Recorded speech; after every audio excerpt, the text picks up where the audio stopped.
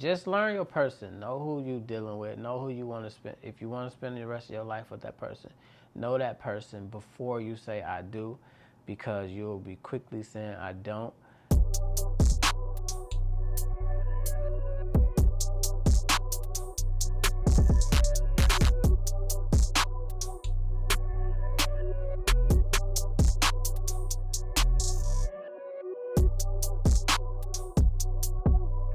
Because I think people get the misconception that being submissive means being somewhere down the totem pole. When it's not.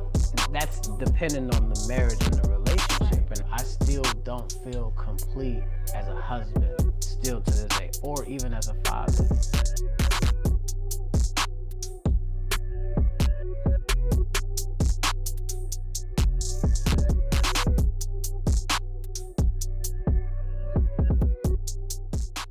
Hello guys, thank you for watching our first episode.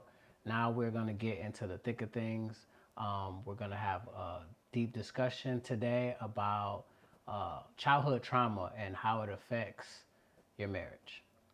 So welcome to episode 2 of All Strings Attached. All right, so as we stated already, we're going to dive into childhood trauma and how it affects, how it affected our marriage, and how it possibly can affect yours. You want to go first? Sure. Okay, so childhood trauma. When we think of childhood trauma, or when I think of childhood trauma, I guess we shouldn't necessarily call it childhood trauma. Well, for me, I'm going to say I think that as individuals, we go through a lot of things prior to entering a relationship. And whether those things are traumas, I know trauma is like a very deep word. So whether it's just some hurt, just some things that you have not healed from, some cuts, some wounds that you have not technically healed from. I think as people, we enter relationships before those wounds are healed, and it causes issues to those relationships that we are in. When I think over just certain things, just not even knowing how to communicate. One of the things could be not knowing how to communicate, because as children, most of us have been told or have been shown in some sort of way that you don't really have a voice, right? Like, you do what I say because I said it, you be quiet, you're the child, I'm the adult. So those are like some of the things that I think of when I think of childhood trauma, and things that you just didn't, or that we as people didn't deal with before we entered a relationship. Yeah, so to piggyback off of that, I think that everybody goes into a relationship or a marriage with trauma that they had to deal with growing up, whether you call it trauma or whether you call it experience, or whether good or bad. I think it all works the same. The only difference with a marriage is you're stuck with the person. So you have to figure out what these issues are so that you can grow past it. With friendships or things like that, you can kind of like shrug it off because you get it periodically. You may just kind of just say, well, that's how that person is, or whatever the case is, but not really understanding that they're just simply acting out the things that they learned, the things that they were taught, shown, or anything, and everything in that matter. So to go into maybe how it affected us, I would say, I'm gonna sip my wine while he talk about that, because it might get a little deep, but go ahead. so for me, because I did not have my dad, I had a father figure, but I didn't have my dad in my life. So the guy who took care of me, or who was that figure, he showed me a lot of things, but I wasn't as receptive because he wasn't my father, and he had his own flaws as well, to where in my mind I didn't like respect him.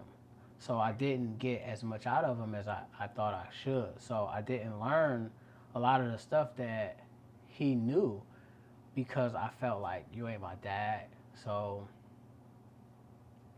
you can't really show me these things, or I don't want you to show me these things. So that's one area. So I don't know a lot about cars.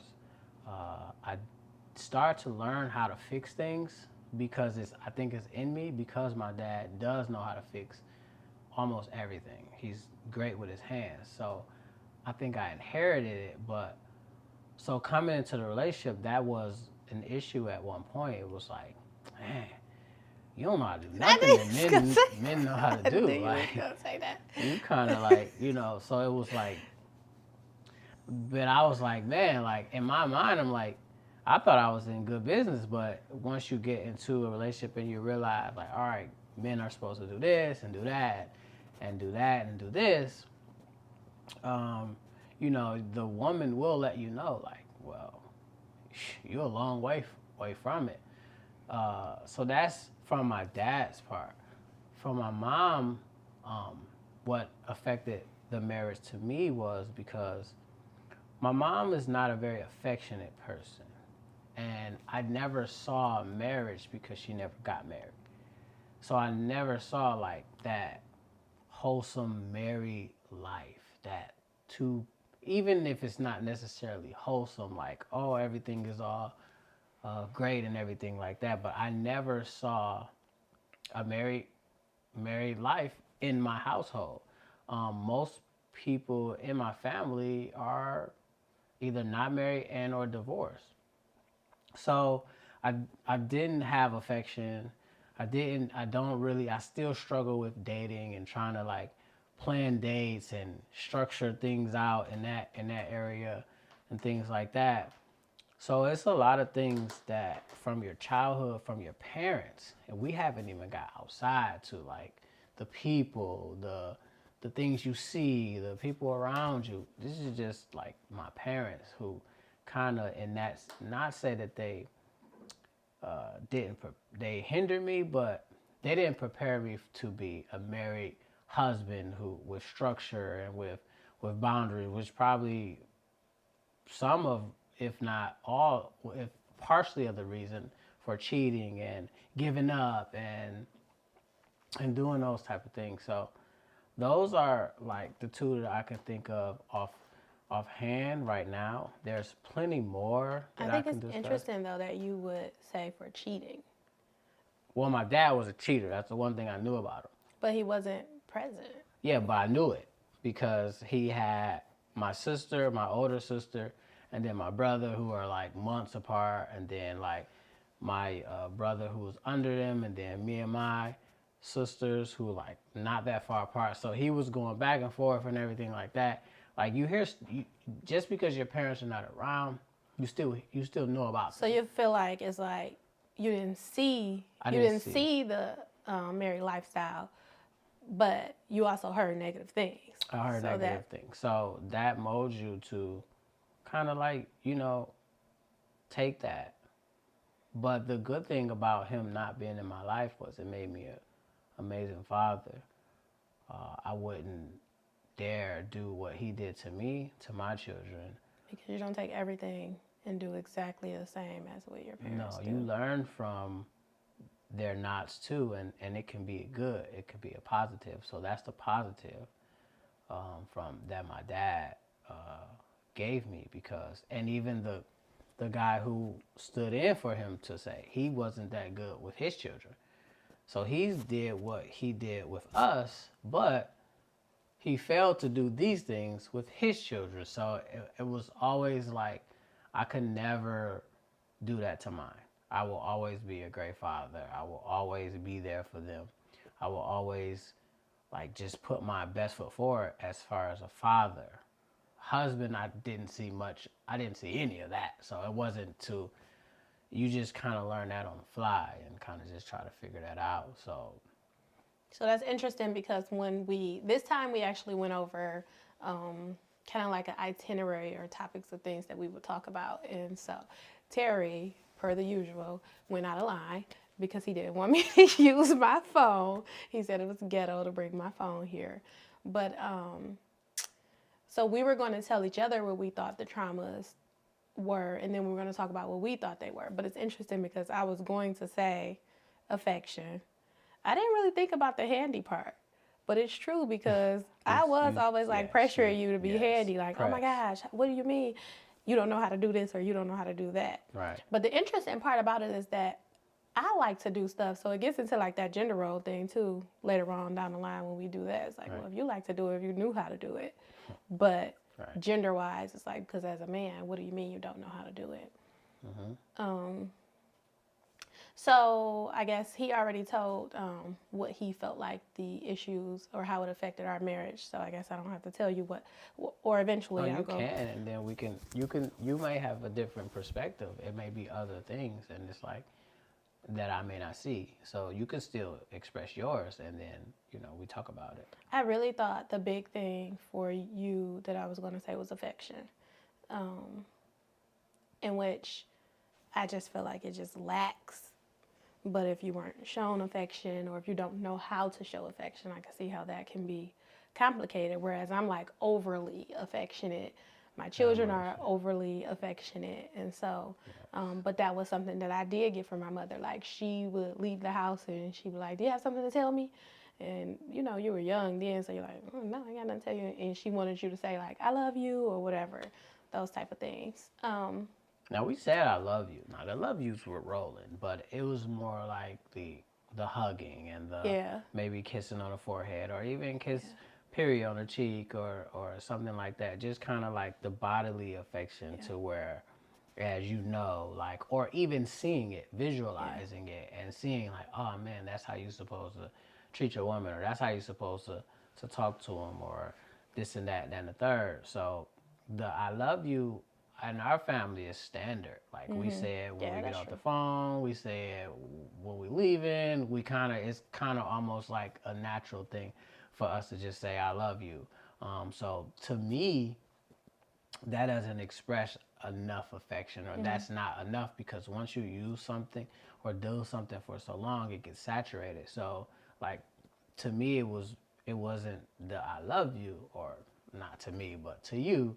Maybe because I know I told you I love you plenty of times, but it was more of the physical. Right, and I think that physical came from my sisters. Like, we used to literally lay in bed, three of us, and like wrap our arms around each other and we had to be there for each other. So I think the physical actually came from my sisters. I think the verbal came from like my mom. But when it comes to what I believe are some things that have affected our marriage, from my childhood traumas, I'm going to definitely say that due to practically taking care of my sisters and being like that primary person who my mom had to be there and stay there no matter what, kind of like raised them almost as if they were my children, I think that I'm very controlling. I think I'm used to having control. I think I'm used to determining how things should go. I'm used to risk management. So just kind of making sure that there is minimal risk in everything that we do, which makes me have control. And he always says it. I think that because of some things that I've seen my mother go through, some issues that I've seen her have, or some ways that I've seen her like hurt because of dependence upon a man, that I have an issue with being submissive in a sense of trusting my husband to lead me wherever it is that he wants to lead me. Or just like, it's been plenty of times, even with like work or just life, where I'm like, I just kind of need a break. I just need to relax for a minute. Like, I just have a lot on my shoulders. And he's like, okay, so take a break. Okay, so relax. Okay. But I would like pass out. I would like pass out at work, pass out at home before I actually take that break, because in my mind it's like, okay, if I take that break, I guess one, I'm losing control of like, because now I'm just like fully trusting you. I have no control in whatever it is that you do. And then two, like I'm not being that help. I feel like I'm not being that help. And I'm dependent upon someone. And that's so big for me. That's so hard. What other issues? I guess now I'm going to ask him. What issues do you feel? So I wanted to ask you something. This is also on this topic. You always say, like, I'm not playing. You are effed up as a child. You always say that, and I have never said. When you call me like messed up as a child, what exactly do you mean? So this is like the first time I'm asking you, like, what do you mean when you say that? So, to me, well, when I say it, I mean because you were given far too much too fast. You were given the responsibility to be an adult too fast, and it hindered you from growing to me. Or it grew you too fast, so where now it's like you said, where it's like you don't allow things to take place as they should, because you have to have full control over every single scenario, no matter how big or small. And I believe it came from because you had to keep things organized, you had to keep things structured, you had to make sure your sisters did this and did that, got to and from. You had to be that adult far before it was your time. So now you're in the mindset of, well, I've been controlling stuff this long, and it hasn't been a problem, or I have always been, I have been molded to be independent to the fullest extent, to where it's like, nah, I don't really need you for nothing. I need you, but I don't need you for anything. And it shows because you lack the submission of a wife, the submission of a woman to man, because you have been so in the front. You've taken both roles as a child, to where now it's like I'm fighting to be a husband, I'm fighting to be a man, I'm fighting to be what you need me to be, because you won't allow it. And it's all because you've been through what you've been through as a child. So it's hard for me, because it's like, listen, it makes no sense for me to fight to be a father, for me to fight to be a husband, for me to fight to be a man. It makes no sense because I'm already fighting the world by myself. So to still have to come and fight you to be what you want me to be, it's like you messed up. It's like in your mind you don't process that, because you don't see that, because to you it's like, I got it.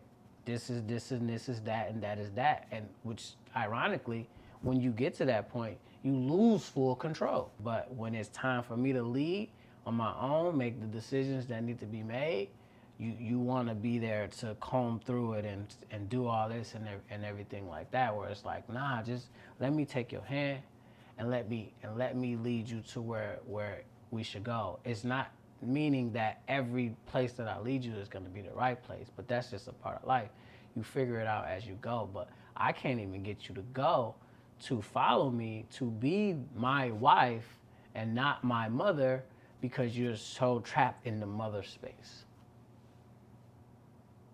Whereas that's interesting when you say like your mother though, because I totally get what you're saying, but then I'm like, I don't want to be your mother. Right.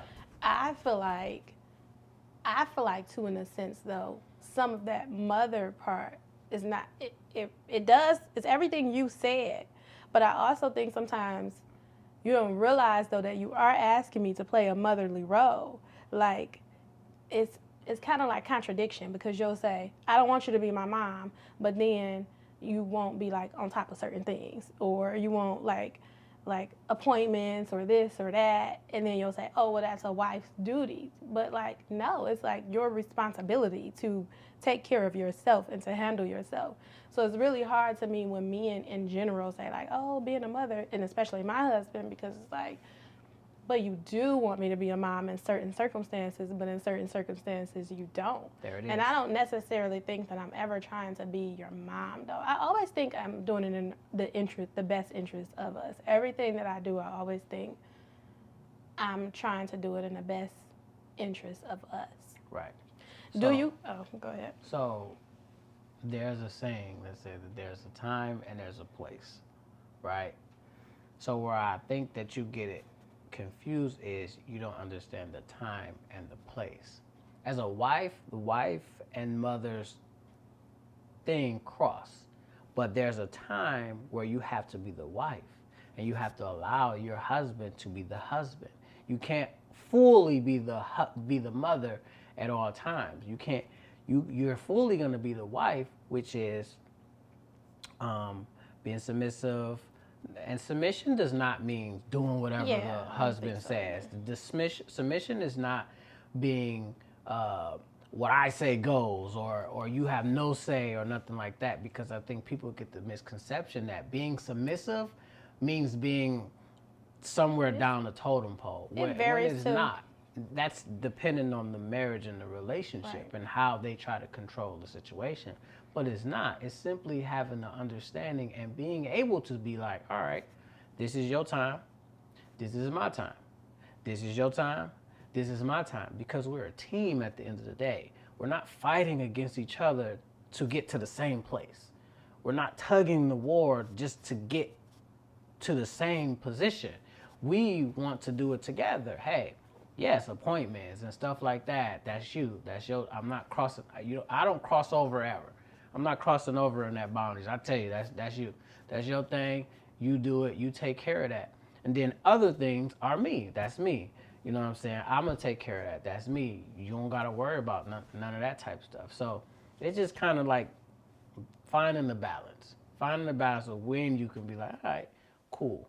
He got it. I know he got it. I ain't even question it. My husband got it. To where it's like, don't even worry about it, bro. Take it. You know what I'm saying? But you can't do it. You be like, what's that?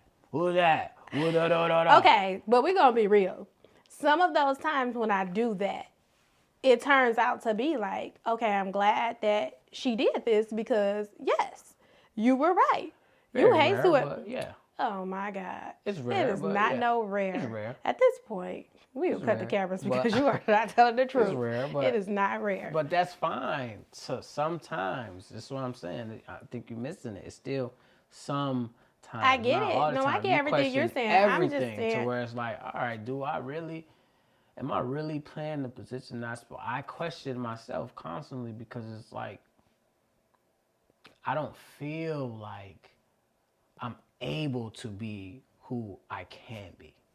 I don't feel like I can really stand on being a husband and a father and being that person that I'm supposed to be, because I have to battle you first before I get to it. And I don't like battling.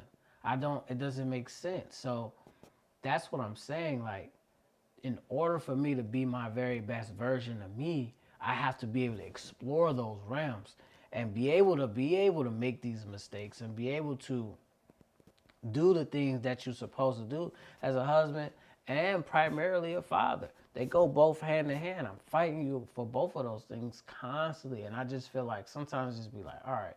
And I allow you to have it.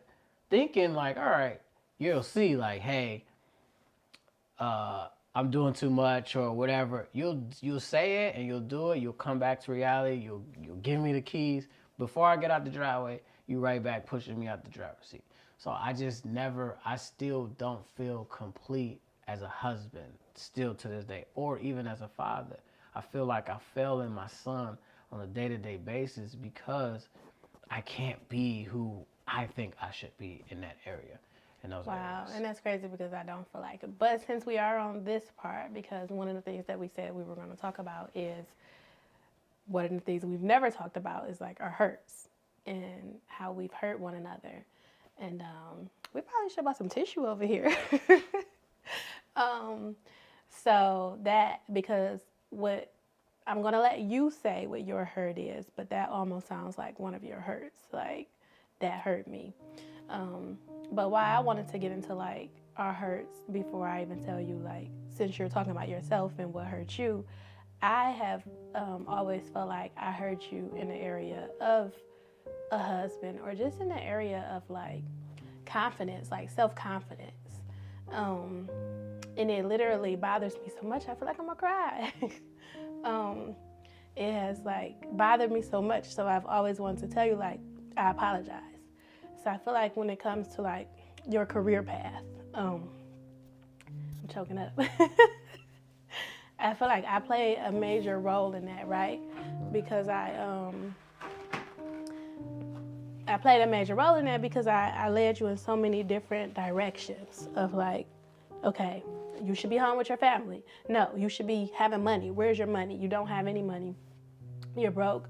There's so many like mean things was said and done and trying to just want what I wanted, I guess. Like wanting you at home, but also wanting you to have the money, wanting you to be educated, but also wanting you to follow your dreams, right? And so just that control, I think, did lead to like kind of bruising you in a sense, in a way of which then you started being like a wire, like all over the place, and it became an issue in our marriage. And then I started complaining about the issue in our marriage, but I think you was just so busy trying to run to C to F to G, to Z to figure out what it was that was going to make me happy. Like, what is it that she's looking for? I'm trying to find it. I'm trying to find myself. And I just always wanted to apologize for that and the impact that it's had on our marriage. Not so much now. I hope that you have like let it go. It's like just when you would be in a hard time and not even want to come to me because of things that was said or things that was done. Like it took away that team feeling, because to you it was like to ask you drains me. It doesn't help me. It's not helping me. It drains me. It makes me feel like less of a man. So I've always wanted to apologize for that. That's like one hurt that I know that I did, that I tell people. So now when I'm talking to people, and I will call that verbal abuse, because that's what it is. And verbal abuse to me is worse than physical abuse. Abuse is abuse and they're all terrible. But verbal abuse sticks, and even when you want it to go away, because we've sat down and we've had talks, and I've said several times, let's try it. You have to forgive the past. We have to forgive the past. And even when you want it to go away, it's always there. And one thing that someone does in the future, in the present, it still reminds you of that stuff in the past. So you're like fighting those feelings. So it's really, really hard. And I just know that's there. So when I'm talking to people, I always say, be mindful what you say to your spouse, to your friends, to your children, to people, because it sticks with them. Even if they, he never said like, oh, you hurt me so bad, or cried or whatever. Of course he like, F you and in our arguments, but that type of stuff stick, and I just seen it in you. So I know we're supposed to be talking about how we hurt each other, but I just always want to apologize for that. So with that being said, I feel like my eyelash about to come off. Is it falling off? I'm so serious. Thank you. You're welcome. How have I hurt you? Or do you want... No, I probably need to take a break, so... I feel like my nose running and everything. That was good. That was one of the things. One major thing that bothered me or brought hurt to me. But there's another. There's another. I really think my eyelashes is coming off. This is so ghetto. There's another. So, throughout marriages and relationships, you're going to hurt each other from time to time. It's just a part of the process, because you're constantly growing, you're constantly elevating, you're constantly learning each other. Again, you're bringing your traumas into the marriage and things like that. So if you were one who would cuss and fuss and say what you want type of person, you're going to bring that into the marriage. If you were like more physical and things like that, you're going to bring that into the marriage. So you're going to hurt each other. So let's not think that you're going to be in a marriage and you're never going to hurt each other, because you're going to constantly hurt each other, even if it's accidental, and you may just say something that doesn't have profanity or isn't very vulgar or aggressive or not or anything like that. You're still possibly going to hurt somebody. But the one thing that bothered me the most out of everything was you failing to change your last name. It took me so long to change my last name. So we got married 6 years ago. She just changed her last name July 19th or whatever it was. 12, I think. Yeah, so that bothered me like the most out of everything, because to me it was like, that's the one thing that seals it to me. Like, you're carrying my last name, so now you and the rest of the whole family, because all my kids got my last name and everything, so now that just makes the cycle complete. But you carry your other names over and over. So like, people will call and say, Mr. Williams, or you'll be on the phone and they'll say, what's your name? You'll say Shantae Williams, and you get mail that got Williams on it. All that type of stuff is like, bro, like how, like why is this name still in existence to this point? It's like, to me, it was painful, because it's like, nothing else matters but to have your wife carry your name. Not to say that, oh, you're married. To me, being married, that last final piece is the carrying of the last name. You representing that last name to its fullest extent, no matter what. There's no if, ands, or buts, or reasons why, or anything like that. To me, it's like, that's the bridge you've crossed over. You went from this person to this person, to this new life, to this new journey, to this side over here. It felt like me and the kids were on this side, carrying our name, representing our name and everything, and you still over here.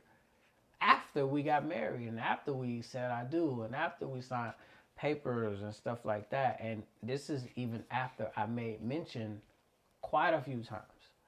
You didn't feel like it was important to you to do it, because it wasn't as important as it was to me.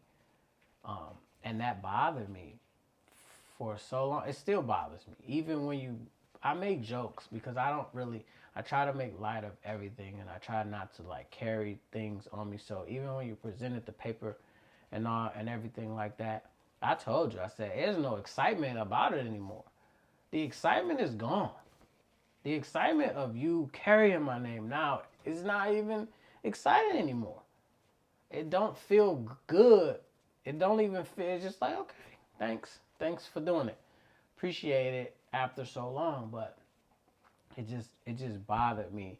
But that is important as to why you should listen to your spouse or listen to your people, because you did say it a lot of times. And I was kind of like, it's a name, like, that we're married. But if you wouldn't have sat here right now in front of these cameras and in front of me literally, and we know this is going out to the world, and said, this bothers me, I would have still probably thought it's like one of those things that you just kind of be saying, but it's not like a deep bother. You get what I'm saying? So I do apologize. It took me a while at first, because we were married in Punta Cana, and I thought that you had to have like a translation and you had to go through all this stuff, because for us to get married, I had to do like a bunch of paperwork. I had to send things off to Texas. It was a lot of stuff that I had to do. And so honestly, when we got back, and I originally, you're excited at first. So you go to get it done, and they were like, no, it has to be translated. So I thought that's exactly what it was. It had to be translated, and it just fell to the side. And I never even like did my own research, looked into it, any of that. And come to find out, well, it actually did end up still having to get translated, but it was the easiest process ever. I cannot even lie. And so I just apologize for that. It was just something that I just obviously didn't take as serious. And instead, I tried to convince him of all the benefits of me keeping my name. That's why it's very, very important to not only hear your spouse, but to listen to them. Mm-hmm. They may not yell it at you. They may not create a huge fuss. They may not cry on your shoulder or anything. They might just make mention. It's very important that you listen to them. And I see a lot of people who constantly say like relationship goals whenever they see celebrities doing good and doing well or whatever the case is. To me, my advice to people is their relationship goals is not yours. Your relationship goals is internal. You have to figure out the goals within your marriage. With how, no matter how big or small they are, you have to constantly figure out what's good for me in my marriage. What do my wife or my husband want from me? Rather, it's again, it's big or small. It can be taking the trash out. I want my husband to take the trash out, and you as a husband ignore it. That small thing can turn into something gigantic because it'll get stockpiled with all of the other stuff. So it's just important to just listen to them and try your best to achieve the goals or achieve the things that they say that they want or they say they need from you as a husband or a wife. Just a small thing that I thought I'd throw that out there. So, what did I do to hurt you? Or what? You can name one thing. We'll keep it to one. Let me grab my scroll. Yeah, it's a long list, I'm sure. I'm sure both parties. It's a part of it. It's okay. Just name your top one. I tried to name my top one, although I think I have like a top three. Damn. Just get the one. So I think my top one, and because the category is childhood trauma and how it affects your marriage, I was trying to sit and think like, where do I think it stems from? But I'm not sure. So what it is that I feel like you tune out my voice. And I've told you that like a lot of times. So I feel like when it comes to me voicing anything that I feel, you tune it out. And whether it's big or small, and I think that it actually serves as like an obstacle or like like an obstacle between us, because it makes me feel like you don't care. It makes me feel like you're nonchalant. It makes me feel like you just feel like you don't have to even like consider what I say. And I was trying to, because the category is childhood trauma, I was trying to see, but maybe that'll be something you can explain why you're like that, because I don't think you're just like that with me. I think you tune out a lot of people and their feelings and their voice or when they express themselves. The issue that I have with it is that to me it leads to lack of accountability, because you're not really even hearing it. You don't care. You make it as if it came from around the corner. Even if I say it came from right here, you'll say, no, you saying that because yesterday or, last year. Like, you literally don't listen to me when I speak to you. And that's like my big thing. That bothers me a lot. Like, sometimes it'll have me in a room just crying, like wondering, am I about to bring this marriage to the end? Because I think in a marriage you have to value what each other say. At least listen to what one another say, and then show that you are considering what the person is saying. Like, you be so nonchalant. Like, you just don't give a damn. I can go a couple ways with this one. I listen and I hear you. I may not react the way you want, because the way I kind of process things, it's just that I hear it and it's like, all right. I don't think everything needs a long dialogue. Everything needs to be laid out. I just kind of be like, all right. Do I ignore people a lot? Yes. Because to me, I've gotten to the point where it's either going to make me better or not. So I kind of like filter those things out. So you're sometimes. selfish. You could say that to because a degree. That's selfish. That's like about self. Yeah. It's not about you when someone's telling you what they feel. No, when you tell me what you feel, depending on what you say, but you're right, 100%. You're right. I do sometimes be like, whatever. Or if it's after I've just told you what I felt and now you've got a list of long laundry I'm not talking about it after. Yeah, I'm just saying. I'm just giving different examples. Now you got a long laundry list of things, so then I don't listen. Or if, I don't know, it's just different times. But you're right. I do kind of tune you out a lot of times, and it's probably because you're so expressive with everything, and you say everything and you talk about everything. It's like, all right, I don't really care, because you just, it's like, all constant is like this, that. You got so many issues or problems with so much stuff. It's like, all right, and then some of the important stuff might just get shuffled in there because you're an expressive person. So you're constantly got something. Oh, this happened. This that. You need to do this. You need to that need to be done. Da, da, da, So da, I da, get da. it. You're protecting yourself in a sense because you feel like taking all that in, again, goes back to some of those things where we said, now you're like, you've been fed all this stuff about yourself, so you don't want to take all this in or all these wrongs that you feel like you have. Got it. But how does that help the marriage?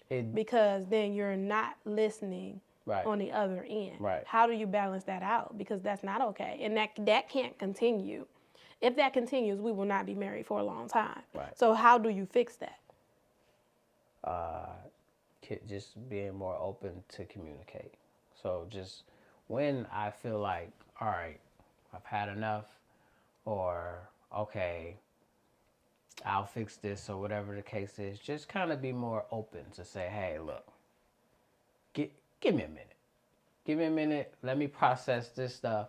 Or just tell you, look, I don't care. I don't care. Just leave it alone. I don't care. We'll talk about it later or something. Then I can hear you later. Because right now I'm not hearing you. Right now I got the block up. The wall's up. You could talk all you want, and I'm not hearing you. So just being more open, being more transparent to like letting you understand where my mental is at that moment, and maybe that'll help because it'll be like, all right, I'll talk to you later about it, or we'll table this again, or whatever it is that we decide at that moment. Just kind of, instead of me ignoring you and just letting you talk, and you thinking that you getting through, and you thinking that, all right, boom, just telling you like, all right, just let me process it, or this ain't the time, or I don't really feel like it. Let's get back to it in about 30 minutes or an hour, or tomorrow, or 30 days, or a year from now. Let's just kind of, let's get back to that. I think we actually have a lot of things that are in common, that are ways that we hurt each other. Like, for instance, I think, well, that was like my big thing. I know we said, I'm going to roll my scroll back up, y'all. And then you're going to go to number 2. Dragging it up. No, I'm not going to go to number 2 or number 3 or any of that, because he said 1. So I'm going to listen today. Okay. And right. I'm going to only do 1. And I'm just going to speak in general on some of the things that I think that we've hurt each other, and just speaking to you all on ways in relationships that I know that you can hurt each other. I don't know how much for him, and I'm just saying I know that it has happened. I don't think it's a major impact, because one thing about me, I'm a strong woman. Too strong. All the women. Okay, That's I'm the supposed problem. to be independent, right? But anyway, I think when you have relationships, and you're saying like mean things back and forth, like about each other's parenting, I think that's one of the things that can have that's obviously something that's hurtful, and just have you question yourself. Like he said, it has you questioning yourself. Just overall, like, am I doing the right stuff? I mean, like he said, I've said some things to him. I worked at, where did I work at? Gardner White. And he told me that him and some of my cousin Val was raising my baby. I wasn't around, this and that.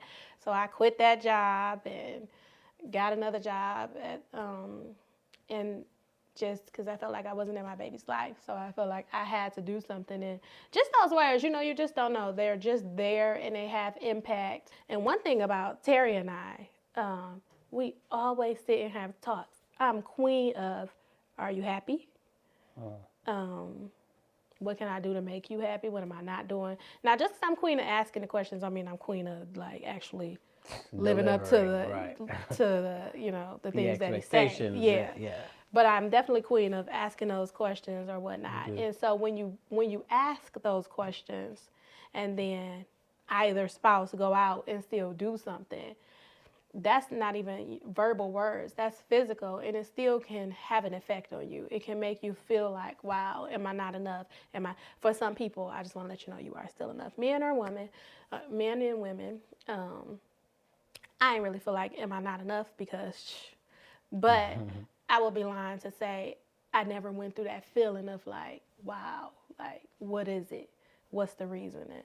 So, but those are like general hurts that I'm sure that we both had. I don't know, how else do you feel like some things? And as far as like cheating, yeah, I watch cheating coming up. And so, as much as I disagree, this is the other thing about, I think, childhood trauma. You can disagree to something that happened in your life and find yourself living that situation. Like, I totally disagreed to domestic violence. I saw it with my mother. She used to call me in the rooms to come help her. I was there. I was, the protector of my sisters, and I went through that, like, trauma, and I said, never, ever. And then I got into a relationship not with Terry prior to him, and I went through it. And then I came to Terry, and that was still how I dealt with my anger. Because again, childhood trauma, you don't know how to deal with your stuff. So what I saw was when my mother was mad, when she was angry, she lashed out. Oh, you do me wrong, you're not listening to what I told you, you get punched, you get hit. There was a lash out. And I think that also played a role in our relationship. I honestly don't think Terry was like big on it. I think I was like hitting him and stuff. And then he was like, you're not about to hit me. Like, I'll be honest, I think I brought that to him. I don't know about him being in another relationship and fighting. So I truly think that I brought that to him. And I thank God that we got to a point to say, like, no, that's not okay. Because I never wanted it to be okay. But again, it's one of those things, when you go through something, you literally can live it, or you can go on the other side of it. It's truly like you might have two directions. You might be the person who's actually going to do and be exactly as you saw your parents or exactly as you saw your environment, or you might be the person who's truly like, no, I'm not doing that. I'm not accepting that. None of that. Trauma plays a role. It plays a deep role.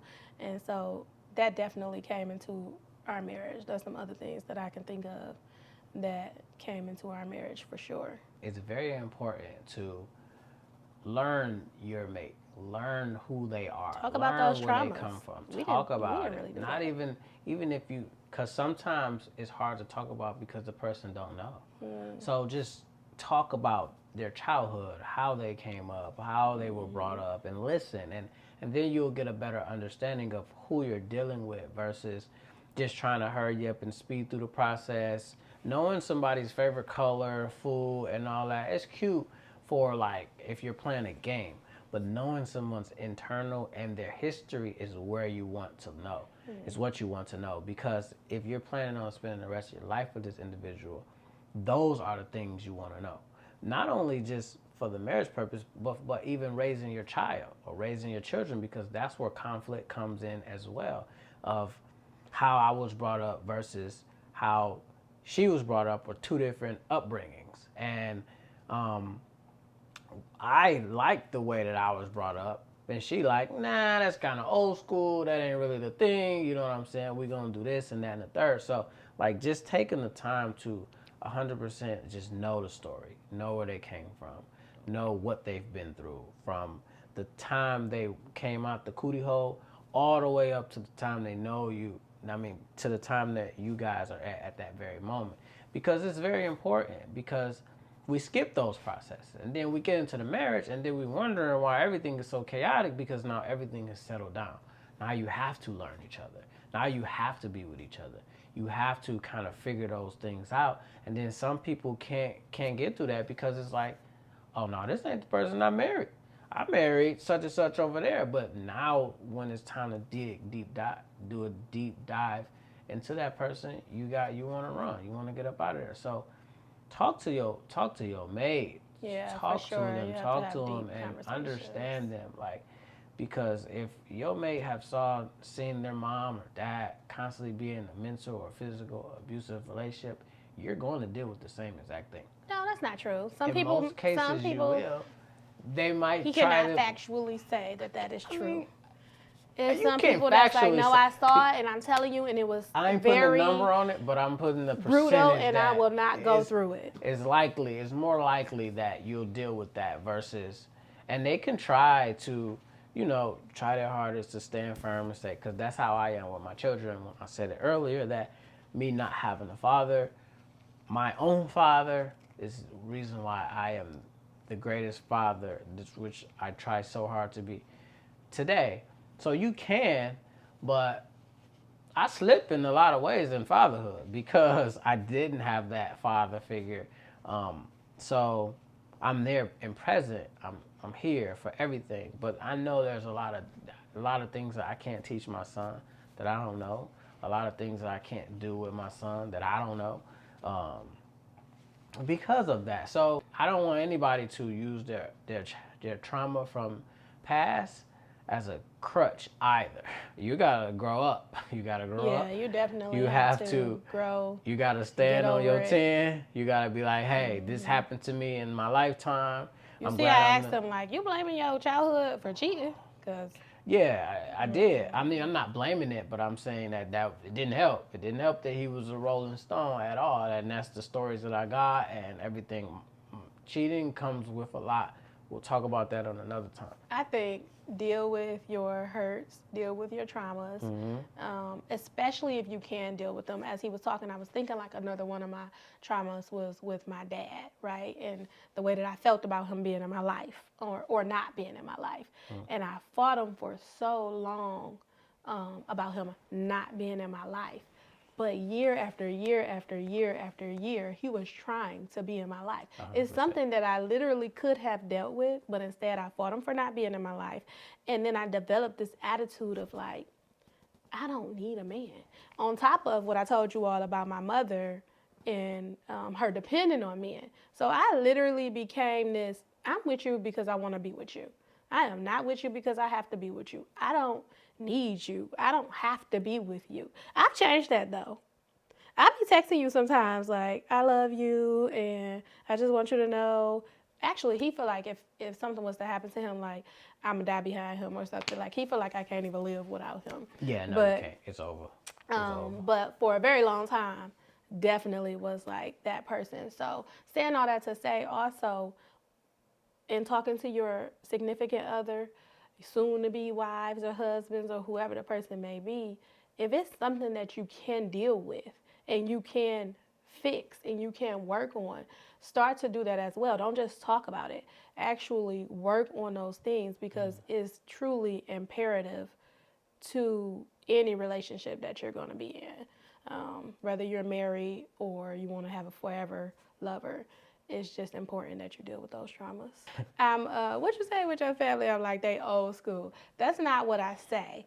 They are very old school, but I do believe that when you have a family, you also have to be able to start your own traditions and you also have to be able to do your own things. You can still do those things with the family, but you also have to be able to do your own things and start, especially when you have kids, start to set your kids up for certain things. Because again, in dealing with like those childhood traumas or those things that you have been through and you've created this family, now your family doesn't necessarily have the same needs as other families, or like your grandparents set these traditions or whatever and they worked for them, but it might not necessarily be the thing that works for your family. Your family, like our family, might need to come together like we do and have meetings every so often just to be able to talk, because as younger children, we didn't feel like we had a voice. It's not a family tradition to sit down and, let's give everyone a voice. We didn't have a So- voice. It was whatever was said, Right. and was done. So it's period. not that I think his family is old school. It's just that, we can incorporate some of those things, but we also have to do our own family things. I just want to clear that up for all the string fellows that's going to be watching, hitting my phone. You Don't ain't come clear- for me. You ain't clear nothing up. You ain't clear nothing up. You just Don't said a come bunch for of me. words. You just said a bunch of words. So in closing, we want to say thank you guys for supporting us on our last episode, our first one. You guys were amazing. Keep supporting us. Keep writing comments. Keep subscribing. Keep sharing all the content that we put out. We just want to make marriages better. For sure. Just want to encourage marriages, encourage love. apologize to one another for hurting each other. So I I'm sorry apologize for to hurting you you, for hurting you. sweetheart. Give I me love some. you. Mm-hmm. And we want to also remind you to subscribe to the channel, like he said. Email us at allstringsattached2, the letter U, at gmail.com. So allstringsattached2you@gmail.com. If you would like to be on our podcast, if you have a subject that you need us to talk about. Yes, we have a lot of people. It has been amazing. People have been sharing showing everything. out. Please Y'all showing continue out. to do so. Continue to give us feedback, even the negative feedback. We take it and we rock with it. So definitely continue to do so. I looked at the calendar and I think when we sit down with a couple, it would be like around that March 10th date. That's like that weekend. So if you would like to be on the episode, definitely email us, inbox us, text us, call us. We need a couple to come on the next episode.